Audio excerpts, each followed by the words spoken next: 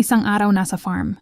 Ang ninong Ben ni Roldan ay niyaya niya itong mag-shot. Aba Roldan, bakit hanggang ngayon ay hindi niyo pa din binibigyan ng apo ang nanay niyo? At syempre ako din na ninong mo. Biglang nalungkot si Roldan sa tanong ng ninong. Baka hindi pa lang siguro kami siniswerte ninong. Bakit hindi kayo magkonsulta sa doktor para nalaman ang dapat ninyong gawin? Payo ng matanda sa inaanak. Hindi na lang sumagot si Roldan at tumagay na lang ng alak. Dahil sa lungkot na nadarama ay napatagay niya ng madalas. Mahina lang siya uminom kaya naman dahil sa sunod-sunod na tagay ay agad siyang nalasing. Liza, pakialalayan mo itong asawa mo sa silid at ako'y uuwi na tawag nito kay Liza pero walang sumagot. Liza, bahagyang sigaw nito para madinig siya nito pero hindi pa din ito lumabas ng silid. Kinatok niya ito sa silid. Liza, bahagya niyang binuksan ang pinto ng mag-asawa at sinilip ito pero wala ito sa higaan. Ang akala niya ay natutulog na ito. Sa mga oras na iyon ay bagsak na si Roldan. Nakabukas pa ang maliit na speaker na nasa lamisita sa loob ng silid pero hindi ganong malakas ang volume. Babalik na sana si Mang Ben sa sofa nang may madinig siyang tinig ng babae na sumasabay sa kanta. Nagtaka siya kaya muli niyang binuksan ang pinto para makita ng buo ang silid. Nakalimutan niya na may sariling banyo nga pala ang silid. Pinagawa nga pala ito ni Roldan para sa asawa. Kung ganoon ay nasa banyo lang pala si Liza. Kasabay ng pagkanta nito ay ang paglagaslas ng tubig mula sa shower. Hindi nakasara ang pinto ng banyo. Bigla na lang nakadama ng pag-init si Mang Ben. Tiningnan niya ang inaanak sa sofa at tulog na tulog pa din ito. Nagtatalo ang isip at ang katawan niya. Parang may nagtutulak sa kanyang katawan na pasukin na si Liza at pagbigyan ang init nito. Pero may side sa utak niya na pinipigilang siya at sinasabing wag iyon gawin dahil hindi tama. Pinilit niyang sundin ang isip niya at bumalik sa sofa upang antayin na matapos maligo si Liza. Tumagay pa siya habang naghahantay. Ilang minuto pa ay lumabas na si Liza sa silid. Nakapantulog lang ito at may tuwalya sa ulo. O ninong tinulugan ka na pala ni Roldan ah? Oo nga, aalalayan ko sana sa silid niyo kaso di ka sumasagot kanina. Tumawag po ba kayo? Naliligo po ako sa banyo at baka dahil sa music kaya hindi ko kayo nadinig. Kinuha nito ang braso ng asawa para ipasok sa silid nila. Nahirapan nito na iangat ang asawa. Teka, ako na ang aalalay sa kanya at ihanda mo na lang ang higaan niya saad ni Mang Ben. Kaya naunang pumasok si Liza at saka inalalayan ni Mang Ben ang inaanak. Walang malay ito at tulog na tulog dahil sa kalasingan. Ngang nasa pinto na si Mang Ben ay tumulong na si Liza sa pagpasok sa asawa. Bahagyang nagkadikit ang balat ng dalawa. Marahil ay baliwala lang yun kay Liza pero kay Mang Ben ay malakas na kuryente ang katumbas noon. Hindi niya mapigilan ang pagbukol ng kanyang buhay na daga. Idagdag pa ang nalalanghap niyang bango ng buhok ni Liza na amoy shampoo pa. Wala ng tuwalya si Liza sa ulo at pasa pa ang buhok at nakalugay.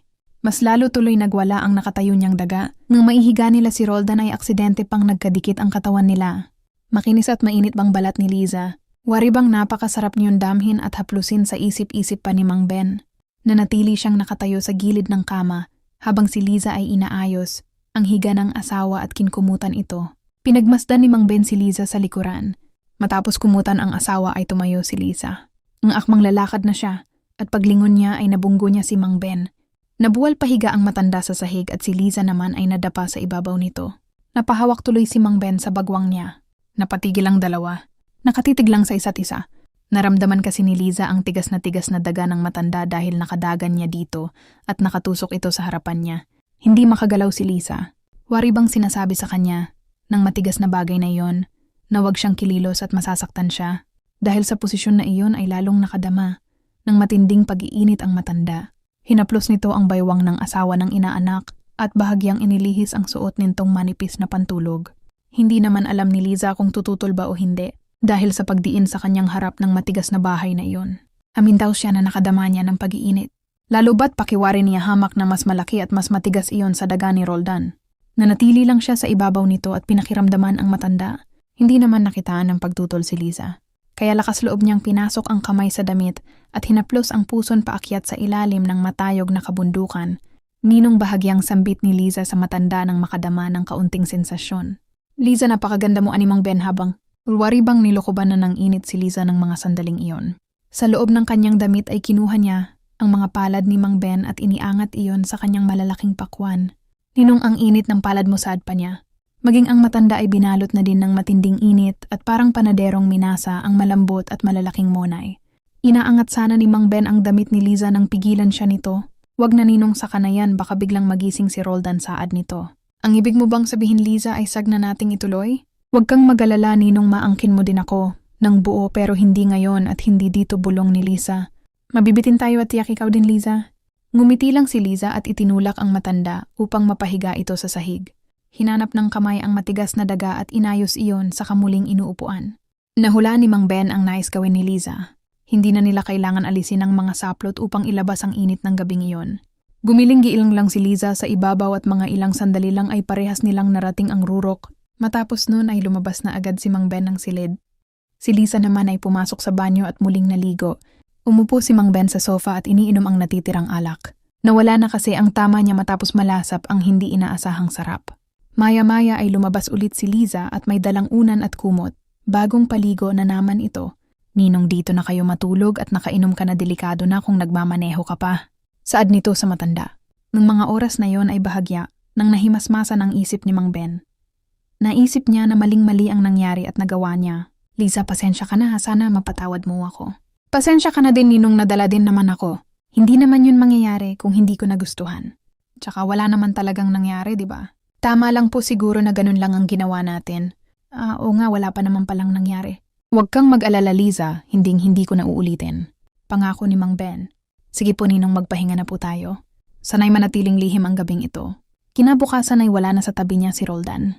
Maaga itong gumising gaya ng nakasanayan. Lumilibot ito sa buong farm sa umaga bago mag-almusal. Wala na din sa sofa ang Ninong Ben nila. Nagluto si Liza ng almusal nila at matapos ay tinawag na niya ang asawa para mag-almusal. Mahal, anong oras umuwi si Ninong Ben kagabi, tanong ni Roldan. Hindi ko na din alam, mahal, nakatulog na kasi ako. Hindi ko na nga namalayan ang paghiga mo sa tabi ko. Pagsisinungaling ni Liza. Oo nga, mahal, ako din. Hindi ko na alam kung paano nakapasok sa silid. Nga pala, mahal, aalis kami ni Mang Romeo, binili kami ng pagkain ng isda. Doon kami sa bakery sa kabilang bayan pupunta dahil naipon na silang mga lumang tinapay. Gabon ba, mahal, dito ba kayo kakaib ng tanghalian? Malamang sa labas na, kaya wag mo na ako antayin, ha? Kumain ka na at baka magutom ka, saad ni Roldan.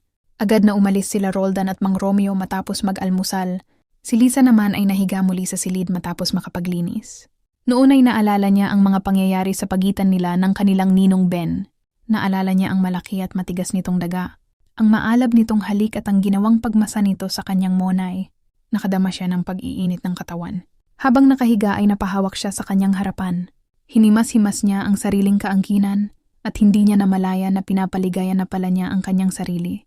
Matapos ay nakatulog siya na nakapasok ang kamay sa loob ng short. Samantala sila Roldan at Mang Romeo nang matapos bumili ng mga pagkain ng isda ay dumaan muna sa isang private clinic. Nais niyang malaman ang dahilan kung bakit hindi niya magawang mabuntis ang asawa. Matapos makapagpagtingin ay bumiyahe na ulit pabalik ng farm ang dalawa. Mang Romeo, alam ko na mapagkakatiwalaan ko kayo. Kung marisana ay wag niyo nang sabihin kay Liza na nagpatingin ako sa doktor. Tsaka kung anuman po ang naging resulta ng pagsusuri ay manatili na lang sanang lihim. Pakiusap ni Roldan kay Mang Romeo. Huwag kang mag-alala, Roldan, umasa ka na sa ating dalawa lang iyon. Sakaling wala akong diferensya, ibig sabihin ay si Liza ang may problema at ayaw kong malaman niya iyon. At kung ako naman ang lumabas na may problema, mas lalong ayaw kong malaman niya, Mang Romeo. Nangako si Mang Romeo na mananating lihim kung ako mang ang kalabasan ng pagsusuri. Pinanghawakan yun ni Roldan. Makalipas ang isang linggo ay muling bumalik si Roldan sa doktor. Ipinarada ni Mang Romeo ang sasakyan sa harap ng klinik at inantay si Roldan. Matapos na makuha ang resulta ay agad na lumabas ng klinik si Roldan. Tara na, Mang Romeo, umuwi na tayo. Walang imik si Roldan habang nasa sasakyan. Pansin ni Mang Romeo ang lungkot sa mukha nito. Maya-maya ay inilabas ni Roldan ang envelope na may lamang papel sa loob at yun ang resulta ng pagsusuri sa kanya. Tumingin ito sa kanya at lumuluha. Nagulat ang matanda ng punitin yun ni Roldan at itapon sa bintana ng sasakyan. Nahulaan na ni Mang Romeo ang dahilan. Mang Romeo, siguro naman ay mapagkakatiwalaan ko kayo? Alakang dapat ipag-ala, Roldan, saad nito.